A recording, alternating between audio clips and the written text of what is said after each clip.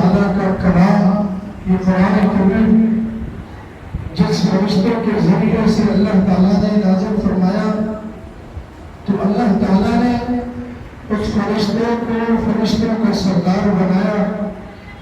اور جس نبی پر وہ قرآن نازل کیا تو اللہ نے نبیوں کے سردار بنایا،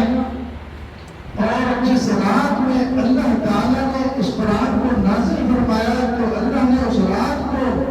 خیر من الف شہر، 1000 مہینوں سے اللہ نے بہتر قرار دیا، اور جس مہینے میں وہ قرآن نازل ہوا تو اللہ تعالیٰ نے 12 مہینوں کے سردار رمضان المبارک بنایا، اور جس شہر میں قرآن نازل ہوا وہ مکہ وہ مدینہ،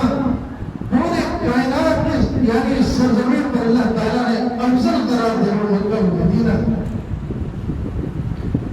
آج اور جس امت پر قرآن نازل ہو، امت محمدیہ علیہ السلام، وہ امت تمام امتوں میں سے افضل اور بہتر امت ہے۔ اگر امت افضل اور بہتر بننا ہے تو نبی کریم صلی اللہ علیہ وسلم کی حدیث کے مطابق عمل کرنے ہوں گے۔ نبی صلی اللہ علیہ وسلم نے ارشاد فرمایا خیرکم من تعلم القرآن وعلمہ، تم میں سے بہترین شخص وہ ہے جو قرآن سیکھتا ہے قرآن سکھاتا ہے۔ ایک حدیث میں نبی صلی اللہ علیہ وسلم نے ارشاد فرمایا ان اللہ لیرفع بهذا الکتاب اقواما ویضع به آخرین،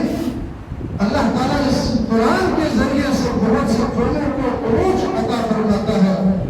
اور اسی قرآن کو ترک کرنے کی وجہ سے اپنا عقیدہ منہج عمل قرآن اور سنت کے مطابق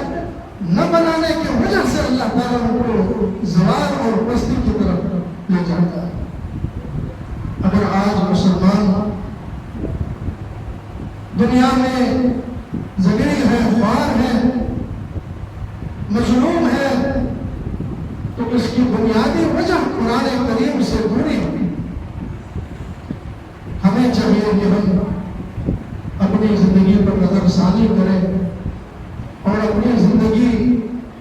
قرآن و سنت کے مطابق بنانے کی کوشش کریں۔ اللہ تعالیٰ ہم سب کو توفیق عطا فرمائے۔